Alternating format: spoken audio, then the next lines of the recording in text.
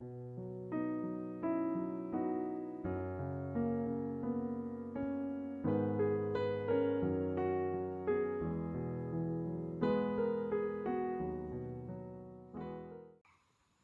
I'm Tim Mackey. I'm one of the founders of the Bible Project, and today's verse of the day is from Paul's letter to the Galatians, chapter 6, verse 7, which reads, "Do not be deceived.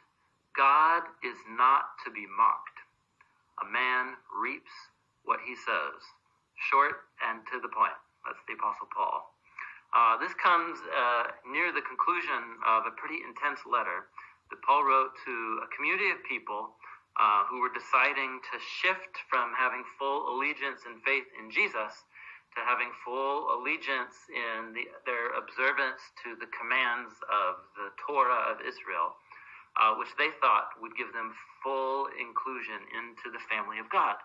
And Paul's whole point is, you guys, listen, if humans were really able to achieve righteousness and eternal life under their own steam and under their own observance of God's command, it would have happened a long time ago.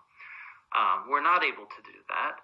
This is why Jesus came, to live and die and be raised for us, to do for us what we cannot do for ourselves. And so at the end of this letter, Paul essentially says to the Galatians, he says, listen, God's going to honor your decisions. He says, God won't be mocked. Don't be self-deceived. He's going to give you exactly what you want. If your choices of the course of your life are going to be founded on a view that you are able to become the kind of human that God has fully called you to be, good luck with that. It's not going to go well, Paul says. You're going to reap exactly what you sow. Even the most morally upstanding of us have serious character flaws. If we don't, we should probably go see a therapist because we have some major blind spots. We all have deep flaws, most of which we're totally unaware of, and that God will give us over to if we don't turn to him for help. And so God will give us what we want. And if what we want is true life, and if we have an open mind and heart to Jesus and what he's done for us, now we're talking. And that's what so much of the letter to the Galatians is all about.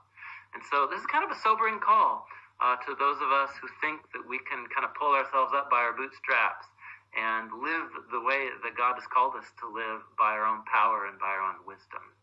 It's precisely the moment that we give up on ourselves and we trust of what Jesus has done for us that we discover our true selves and discover our new humanity that Jesus can build from inside out.